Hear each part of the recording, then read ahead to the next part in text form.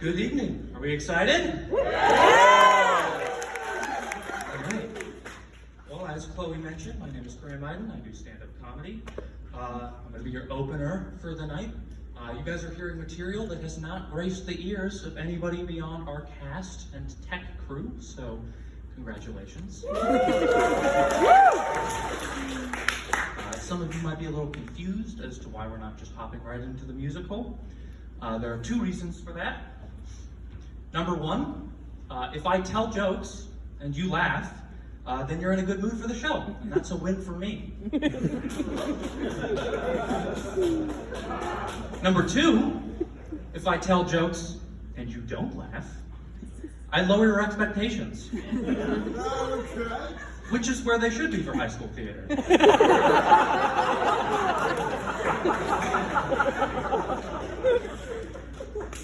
If that's the biggest laugh I get tonight, I'm going to be so disappointed. I don't know most of you, so I should introduce Graham as a person. I'm best described as the pickle friend. If you go get burgers with your buddies, I'm the friend everyone gives their pickles to. And not just pickles, onions, tomatoes. I'll even order the weirdest thing on the menu just to gross everyone out. I'm the reason that Oreo keeps making new flavors it seems like nobody would buy.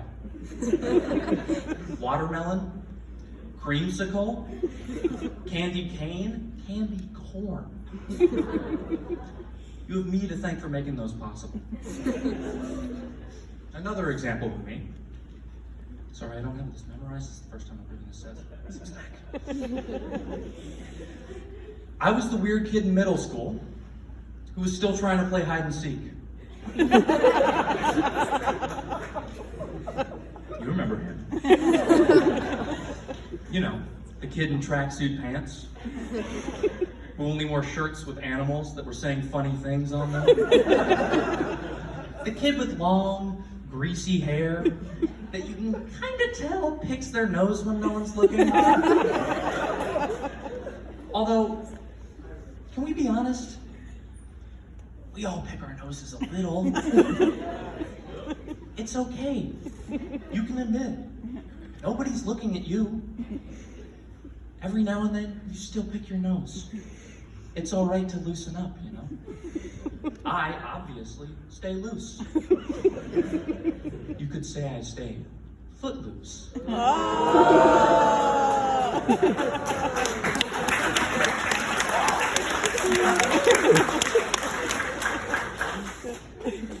You know, I don't like that joke, but once you write it, it kind of has to stay in the set, so. In some ways, I still am that goofball from middle school. It just manifests in different ways. Like, I have a name for my car. He's named Clarence. I don't like the name Clarence. He's named Clarence because nothing deserves to be named Clarence. That's a whiter name than Graham, actually. That's white. That's farm-to-table cheese puffs white. That's pickleball tournament white.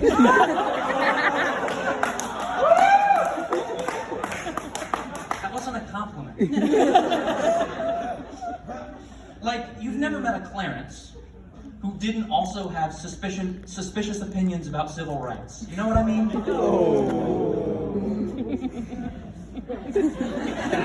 You aren't named Clarence, I hope. So some of you may be wondering, so why'd you name your car Clarence if you don't like the name? For the same reason that you own a pet. To show ownership of something. Except I've done it ironically. Pets are very strange, okay? Take dogs. The descendants of wolves, a species that commands respect and fear. Have you ever considered the hoops you would have to jump through in order to turn a wolf into a pug? It's amazing the two are even related at all. A pug can barely move, let alone walk, And when it does, it breathes like it's constantly being interrupted, like...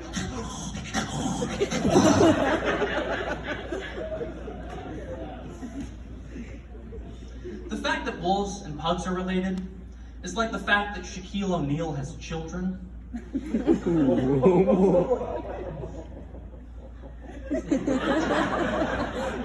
We're on school grounds. I don't mean that. Imagine having to live in that shadow, both figuratively and literally. As much of the existence of the pug is a problem, though, the pug is not the problem. The problem is you.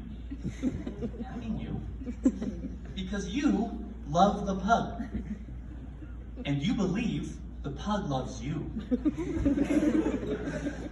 The pug would not have to exist if those two things were not true. Listen, okay? Your pug, or your dog, or any pet, doesn't love you. Don't leave yet, okay? You don't have a musical to see. Let me prove it to you. Marriage. Wouldn't it be funny if I opened like, marriage? Sometimes I can't tell what audience I'm hitting. So. But marriage is a revered tradition in our culture. It's a promise of love between two people until death do them part. Despite that, in America, 50% of marriages end in divorce. A dog cleans its butthole by licking itself. You think that same animal loves you? Are you okay? That's a lot of silence for that. I feel like I lost some of you. I'm gonna make it up to you. I'm gonna tell you an embarrassing story, all right, about myself, and then I'm gonna leave, all right, so you don't have to see me. I'm gonna need you to imagine yourself as me, okay? Just go with it. Close your eyes. Close them, okay? I'm going full English teacher right now. Close them. You are Graham Iden as a freshman. That's a bad thing. It's a scary time to be Graham. You're stuck in big classrooms with big people who say big words, and all of it makes you feel very small. But right when that anxiety starts to hit you, you meet a girl. That's how I felt too. You have feelings for this girl, and she has feelings for you too. You're very excited, but you don't know what to do. Whenever you look at her, you want to pass out, vomit, probably both. And a month goes by, but you still haven't had your first kiss. But it's okay, because it's homecoming, the perfect opportunity. This is where the story begins. So if you still have your eyes closed, you can open them now. I'm more bark than bite, which you should be able to tell by the microphone. But I always assumed that in that first kiss moment, I would know what to do. That moment arrived at 8:30 p.m. on homecoming night. Our group was on the ferry home from dinner in Seattle. The girl and I had snuck away for some privacy up to the back deck of the boat. The moon was out. A sudden breeze made her shiver, and I pulled her into my arms. Her breath grazed my neck, and I felt an unwelcome visitor rising up to say hello.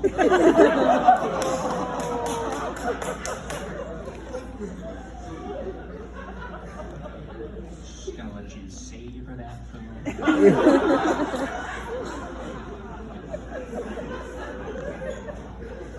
Just a little more. This was it. This was the moment. Have you ever had, like, the urge to take a crap? Sat down on the seat, and felt it slither back up. That was me in that moment. I chickened out. I wasn't ready.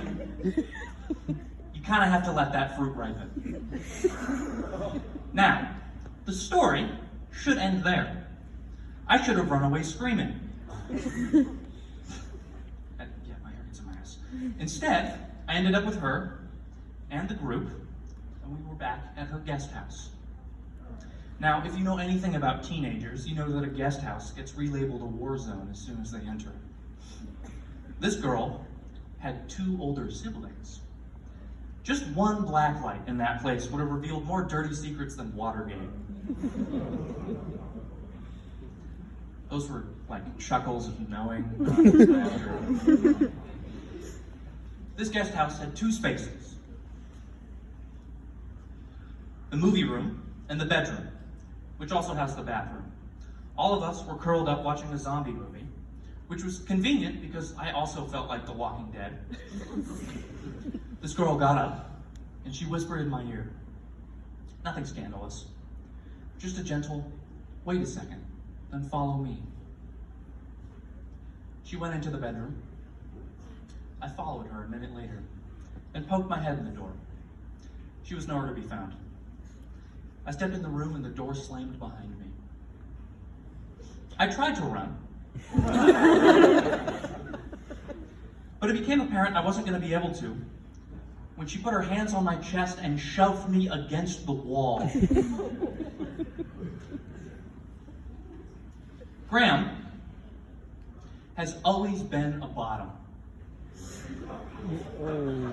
However, Graham did not realize he wanted to be dominated until that exact moment. She leaned in. I puckered up, full freshman style. She kissed my chin. And right as she did, her friend walked out of the bathroom to witness the single most embarrassing moment of my high school career. So,